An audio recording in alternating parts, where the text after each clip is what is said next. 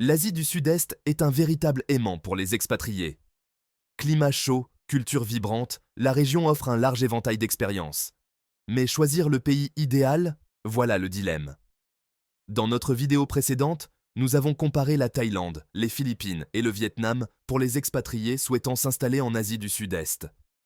Si vous ne l'avez pas encore vu, nous vous recommandons d'y jeter un coup d'œil. Vous trouverez un lien dans la description où elle apparaîtra à l'écran à la fin. Bienvenue sur la chaîne. Si vous envisagez de vous installer en Asie du Sud-Est, mais que vous hésitez entre la Malaisie et l'Indonésie, vous êtes au bon endroit.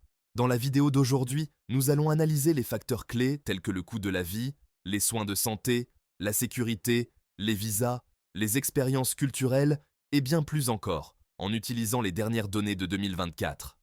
Commençons par examiner les points communs entre la Malaisie et l'Indonésie avant d'entrer dans les détails.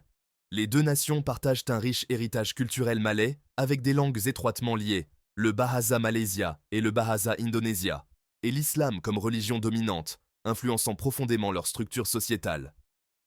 Géographiquement, les deux pays sont situés en Asie du Sud-Est, caractérisés par des climats tropicaux, des forêts tropicales denses et de vastes côtes. Leurs histoires sont intimement liées, depuis les anciens royaumes comme Srivijaya jusqu'aux périodes de colonisation européenne. Les traditions culinaires se recoupent également, avec des plats populaires tels que le saté, le rendang et le nasi goreng, tous connus pour leur utilisation abondante d'épices et de lait de coco.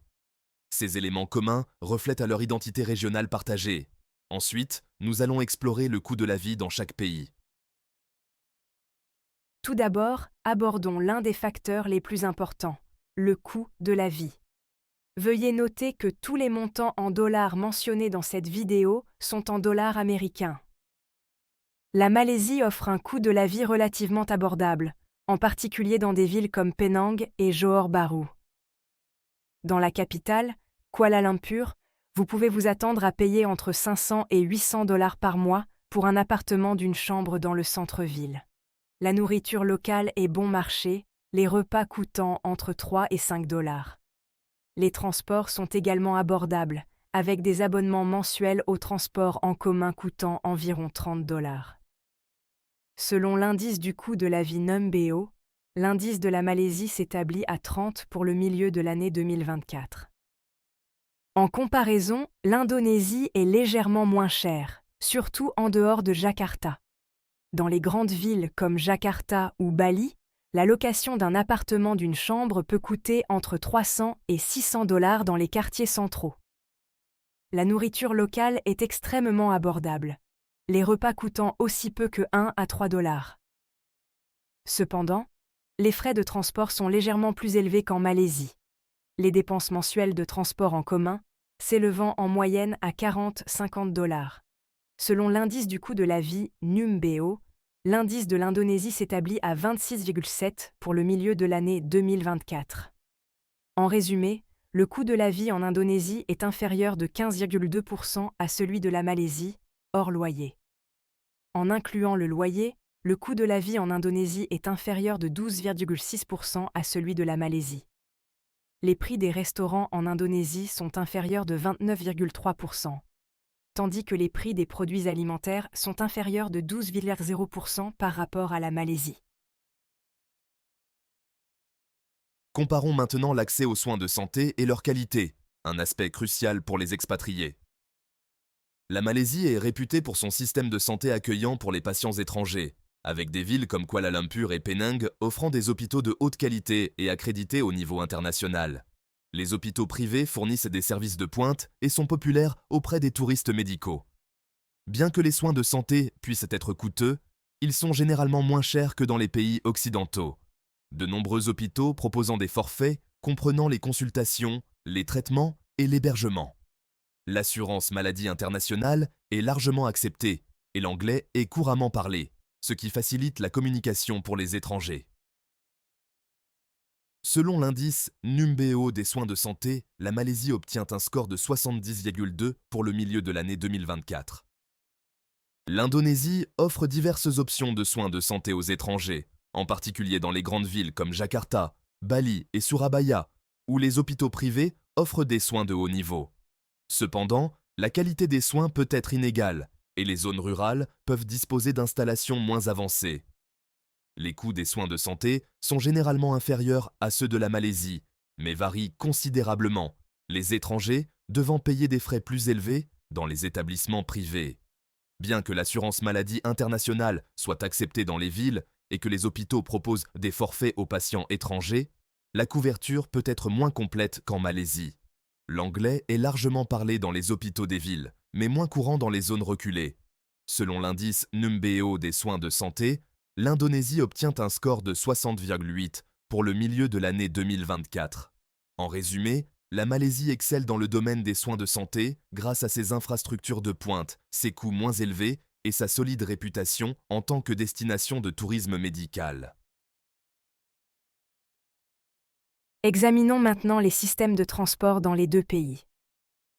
Le système de transports en commun de Kuala Lumpur comprend le MRT, le LRT, le monorail, les bus et le train KTM Commuter qui relient les banlieues.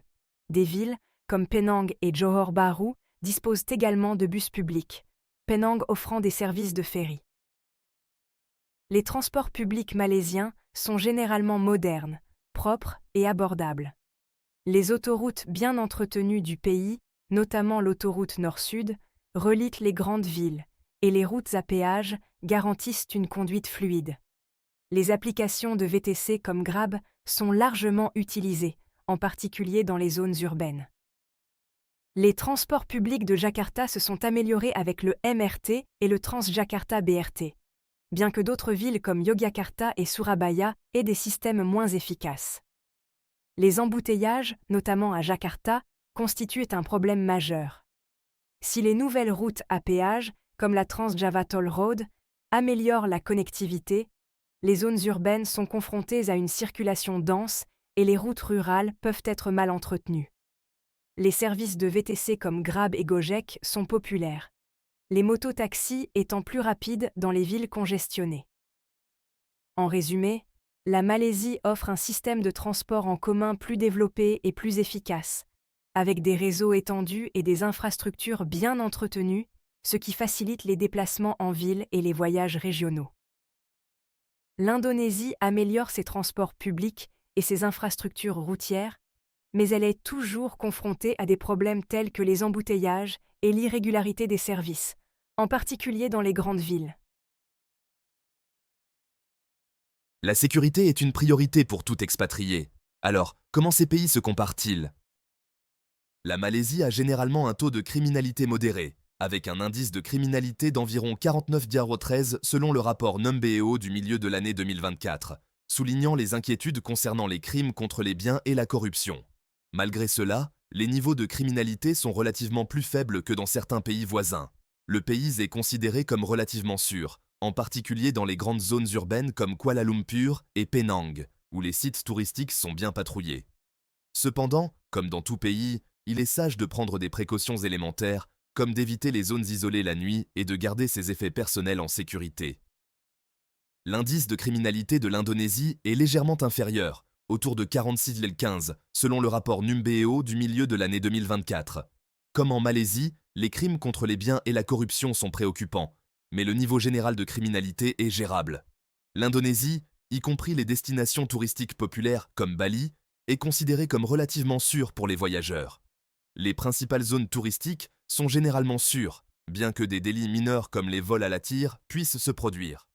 Comme pour toute destination, il est important de rester vigilant et de prendre des précautions de sécurité élémentaires, en particulier dans les endroits bondés. En résumé, si les deux pays ont des problèmes de sécurité, l'Indonésie s'en sort généralement mieux en termes de perception de la criminalité et de la sécurité par le public, avec un indice de criminalité plus faible et un sentiment de sécurité plus élevé pour les individus, en particulier pendant la journée. Parlons maintenant de la procédure d'obtention de visa, qui est essentielle pour un séjour de longue durée. Les citoyens de nombreux pays, dont les États-Unis, l'Union européenne, le Canada, l'Australie, le Japon et la Corée du Sud, peuvent entrer en Malaisie sans visa pour une durée de 90 jours. La Malaisie offre également plusieurs options de visa pour les expatriés et les retraités. Le programme Malaysia My Second Home, MM2H, a été lancé par le gouvernement malaisien pour permettre aux ressortissants étrangers de prendre leur retraite ou de résider en Malaisie avec leur famille ou leurs personnes à charge sur une base de longue durée. Pour être éligibles, les candidats doivent déposer une somme fixe sur un compte bancaire local en Malaisie, qui doit y rester pendant toute la durée du visa. Vous pouvez également opter pour des visas de travail en fonction de votre situation. Indonésie. Les citoyens de divers pays, dont l'Australie, le Canada, les États-Unis, le Royaume-Uni et la plupart des pays européens, peuvent obtenir un visa de tourisme de 30 jours à leur arrivée en Indonésie. Ce visa peut être prolongé de 30 jours supplémentaires auprès des bureaux d'immigration indonésiens. L'Indonésie propose également une gamme d'options de visa pour les expatriés, répondant à divers besoins, notamment le KITAS, visa de séjour temporaire, et les visas de retraite pour les personnes de plus de 55 ans. Le KITAS permet aux étrangers de vivre et de travailler en Indonésie temporairement, la durée dépendant du type de KITAS, travail, conjoint, étudiant ou investisseur. Les retraités peuvent demander un visa de retraite spécifique, qui permet des séjours de longue durée mais ne permet pas de travailler. Un ajout plus récent est le visa de nomade numérique, qui a été introduit à Bali. Ce visa permet aux travailleurs à distance et aux freelances de vivre en Indonésie pendant une durée maximale de 5 ans, à condition qu'ils remplissent les conditions financières et ne soient pas employés par une entreprise indonésienne. Cela fait de l'Indonésie, et en particulier de Bali, une option attrayante pour les nomades numériques et les travailleurs à distance qui cherchent à vivre dans un endroit tropical avec une communauté d'expatriés dynamique. En résumé, les procédures de visa en Indonésie sont généralement plus bureaucratiques qu'en Malaisie, exigeant souvent davantage de formalités administratives telles que des lettres de parrainage, des justificatifs financiers, des certificats de santé et des extraits de casiers judiciaires. Bien que les options de visa soient attrayantes, les obstacles administratifs peuvent prendre du temps. C'est pourquoi les expatriés doivent s'y prendre à l'avance pour remplir toutes les conditions requises. Les deux pays offrent des cultures riches, mais comment se comparent-ils pour les expatriés? La Malaisie est réputée pour sa culture diversifiée, avec des communautés malaises, chinoises et indiennes vivant ensemble. Ce mélange se reflète dans les festivals, la nourriture et la vie quotidienne. Les expatriés trouvent généralement qu'il est facile de s'intégrer car les habitants sont accueillants et l'anglais est largement parlé. Il existe d'importantes communautés d'expatriés à Kuala Lumpur, Penang et Johor Bahru, ce qui permet de rencontrer facilement d'autres étrangers. La Malaisie offre un style de vie moderne avec un accès aux plages, aux montagnes et aux commodités urbaines. Des villes comme Kuala Lumpur ont une vie nocturne et des boutiques animées. L'Indonésie offre une expérience culturelle diversifiée, avec de nombreuses îles et groupes ethniques.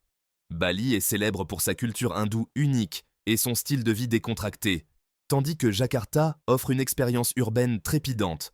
Bali est un paradis pour les expatriés et les nomades numériques. Jakarta compte une importante communauté d'expatriés, mais l'intégration dans les zones rurales peut s'avérer plus difficile en raison des différences culturelles et linguistiques. L'Indonésie offre un style de vie décontracté dans des endroits comme Bali, axé sur les activités de plein air et la culture locale. Jakarta offre une expérience urbaine plus intense, avec son lot de défis. En résumé, la Malaisie offre une expérience culturelle plus diversifiée et plus accessible, avec un processus d'intégration plus facile pour les expatriés. L'Indonésie offre une immersion culturelle unique, en particulier à Bali, mais l'intégration peut être plus difficile dans les régions moins développées. Plongeons dans la culture culinaire de ces deux pays incroyables. La Malaisie est connue pour sa scène culinaire diversifiée, fortement influencée par les cuisines malaises, chinoises et indiennes. La variété des saveurs et des ingrédients reflète la population multiculturelle, offrant des plats allant des currys épicés et des soupes de nouilles aux riches repas à base de riz comme le nasi lemak. La cuisine de rue est un attrait majeur, avec des centres de colporteurs et des stands de nourriture présents dans chaque ville, proposant des plats locaux abordables et authentiques. La cuisine internationale est également largement disponible dans les zones urbaines, répondant à des goûts variés et de nombreux établissements de restauration respectent des normes d'hygiène élevées. L'Indonésie offre également une expérience culinaire riche, avec une cuisine influencée par la diversité régionale. La cuisine indonésienne varie considérablement d'une île à l'autre, avec des plats emblématiques comme le nasi goreng, le saté, le rendang et le gado-gado qui font partie des favoris. Chaque région a ses propres spécialités, comme les saveurs épicées de la cuisine de Padang ou les plats plus sucrés de Java. La culture de la cuisine de rue est dynamique dans des villes comme Jakarta et Bali, offrant un large éventail de spécialités locales.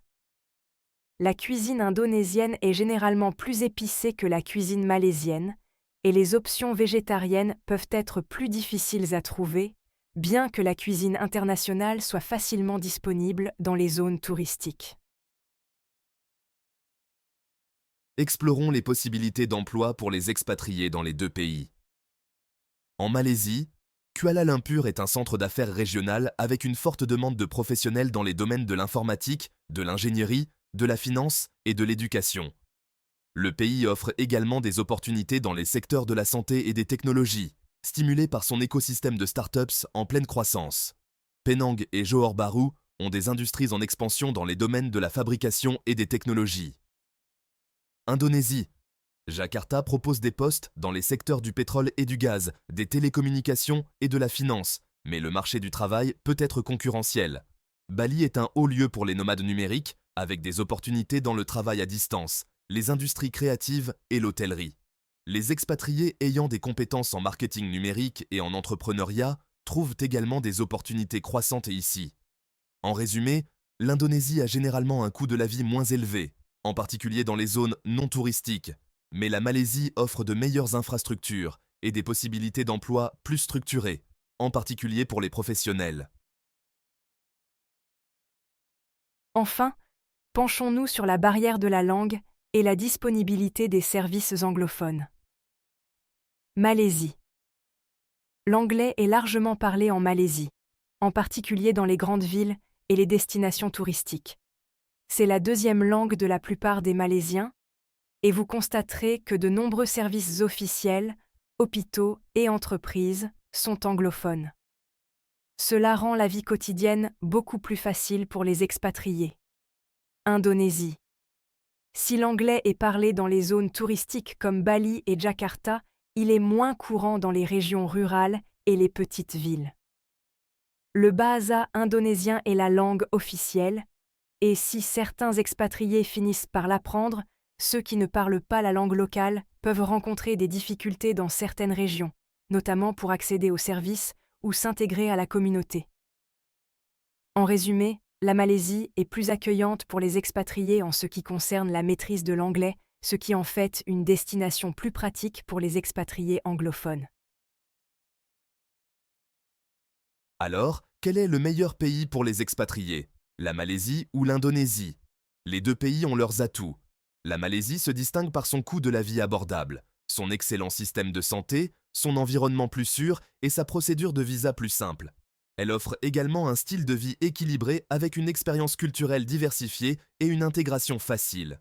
L'Indonésie, quant à elle, offre un coût de la vie encore plus abordable, en particulier dans les zones non touristiques, et des opportunités culturelles uniques, notamment à Bali. En fin de compte, le meilleur choix dépend de vos préférences personnelles et de vos priorités. Que vous privilégiez les soins de santé, la sécurité, le coût de la vie ou les expériences culturelles, la Malaisie et l'Indonésie présentent toutes deux des avantages uniques. Nous espérons que cette vidéo vous fournira des informations précieuses pour vous aider dans vos recherches sur ces pays remarquables. Si vous appréciez ce contenu, n'oubliez pas de nous soutenir en vous abonnant à la chaîne. Votre abonnement nous permet de continuer à vous proposer un contenu de qualité. Merci de votre attention et à bientôt pour la prochaine vidéo.